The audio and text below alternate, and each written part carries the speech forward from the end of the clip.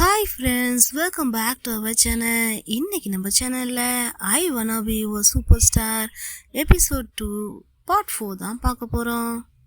இப்போ தான் 2 பேர் அந்த வீட்டுக்குள்ளே ஒன்றாயிட்டாங்க இல்லையா? ஸோ ரொம்பவே கேஷுவலாக நம்ம வானே அவங்களுடைய ஆக்டிங்காக ப்ராக்டிஸ் பண்ணிகிட்ருக்காங்க. அந்த பக்கமாக வந்து நம்ம வின்னுக்கு பயமாக இருக்குது அவங்க ஆக்டிங்கை பார்த்து. அந்தளவுக்கு அவங்களுடைய ஆக்டிங் ஸ்கில் இருக்குது. ஸோ ஃப்ரிட்ஜை ஓப்பன் பண்ணி அவங்க கூல்ட்ரிங்க்ஸ் சாப்பிட்லான்னு பார்த்தா அங்கே இருந்து ட்ரிங்க்ஸை காணும். அந்த ட்ரிங்க்ஸ் இப்போ டேபிள் மேலே இருக்குது. ஸோ நம்ம வான் தான் அந்த ட்ரிங்க்ஸை திருடி குடிச்சிக்கிட்டு இருக்கா. ஸோ அதை இவங்களை பார்த்ததுமே எடுத்து மறைய வைக்க ட்ரை பண்ணுறா. இருந்தாலும் இப்போ அவங்க அதை தானே தேடிட்டு இருக்காங்க. ஸோ அவங்கக்கிட்ட கொடுத்து தான் ஆகணும்னு சொல்லிட்டு இதோ இருக்குது, நான் தான் எடுத்தேன், கண்டிப்பாக நான் உங்களுக்கு அதை வாங்கி கொடுத்துட்றேன், சரியா? உங்ககிட்ட அது கண்டிப்பாக திரும்பி வந்துடுங்கிற மாதிரி இவ்வளோ சொல்கிறா.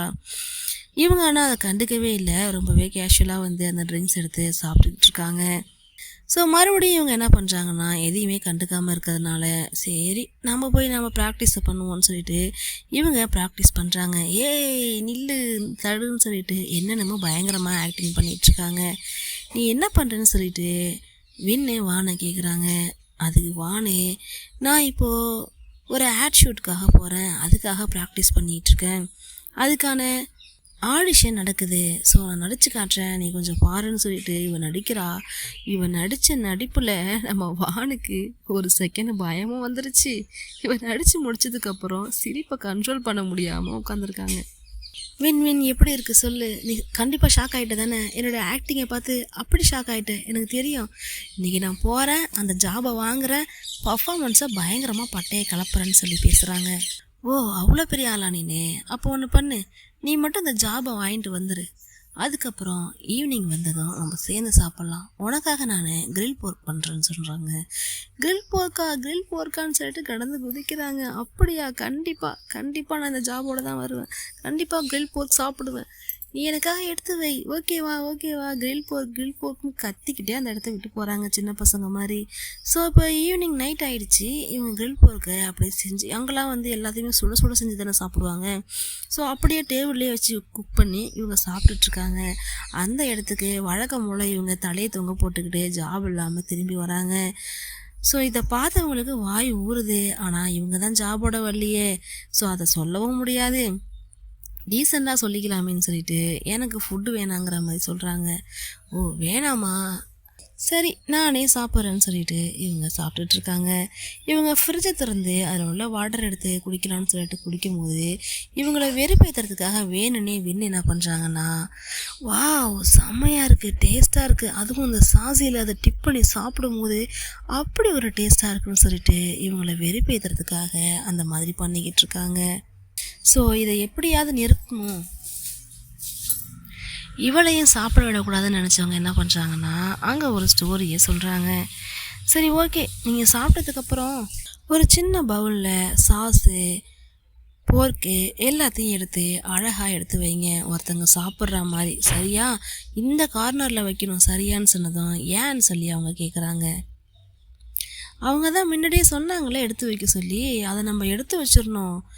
ஓ, நான் உங்ககிட்ட அந்த விஷயத்த சொல்லலைல்ல, இதை உங்ககிட்ட சொல்லலாமா என்னான்னு தெரியலையே. கிட்ஸ் இருக்காங்கப்பா, கிட்ஸு அவங்க தான் சொன்னாங்க அவங்களுக்கு பசிக்கும்ல, அதனால் எப்போவுமே ஒரு பவுலில் இங்கே சாப்பாடு எடுத்து வச்சிடணுன்னதும் என்னது கிட்ஸான்னு சொல்லி வான்னு கேட்குறாங்க. ஆமாம், கிட்ஸ் தான். ஓ, உங்ககிட்ட நான் முன்னாடியே சொல்லலையா இந்த விஷயத்த? இந்த ஹவுஸில் கிட்ஸ் இருக்காங்க, அதுவும் கோஸ்ட் தெரியுமா? அவங்களுக்கு நம்ம சாப்பாடு எடுத்து வச்சிடணும், இல்லைன்னா அவங்களுக்கு பசிக்கும், அப்படி இல்லைன்னா நம்மள வந்து ஏதாவது பண்ணிடுவாங்க, அதுக்கு நம்ம எப்போவுமே கேர்ஃபுல்லாக இருக்கணும்ல, அதனால தான் சொல்கிறேன்னு ஒரு பிட்டை போட்டு அவளை பீதியை கிளப்பி விட்டு அவள் மொழி பீதிங்கி போய் உட்காந்துருக்கா.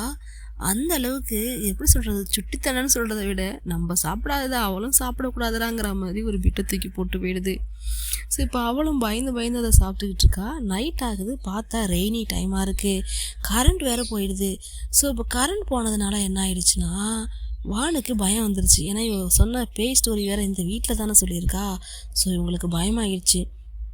தனியாக தூங்குறத விட சேர்ந்து தூங்கலான்னு சொல்லிட்டு வான்னு சொல்லிட்டு வானை வந்து கூப்பிட்றாங்க. கூப்பிட்டதும் அவளும் தூக்க கலக்கத்தில் எழுந்து வரா. கரண்ட் போயிடுச்சு, எனக்கு தனியாக தூங்க பயமாக இருக்குது, நம்ம சேர்ந்து தூங்கலான்னு சொல்லிட்டு இவங்க உள்ளே ஓடுறாங்க. உள்ளே ஓடி போய் இவங்களுக்கு முன்னாடி அவங்க பெட்ஷீட் எடுத்து போத்திட்டு படுத்துடுறாங்க. இவங்களும் அதுக்கப்புறம் போயிட்டு படுக்கிறாங்க. என்னதான் சேர்ந்தே படுத்தாலுமே இவங்களுக்கு மட்டும் அந்த பேய் பயம் போகவே இல்லை. பயந்து பயந்து பெட்ஷீட் எடுத்துகிட்டு பார்த்துக்கிட்டே இருக்காங்க. தூக்கமே அவங்களுக்கு வரவே இல்லை, ஏன்னா கரண்ட்டும் இல்லையா. ஸோ தூங்க முடியாமல் ரொம்பவே கஷ்டப்படுறாங்க. அப்புறம் ஒரு கட்டத்துக்கு மேலே தான் கரண்ட் வருது. கரண்ட் வந்ததை என்ன பண்ணுறாங்கன்னா, கொஞ்சம் கொஞ்சமாக அவங்களுக்கு தூக்கம் வர ஆரம்பிக்குது. அப்படியே 2 பேரும் பிரண்டு படுக்கிறாங்க.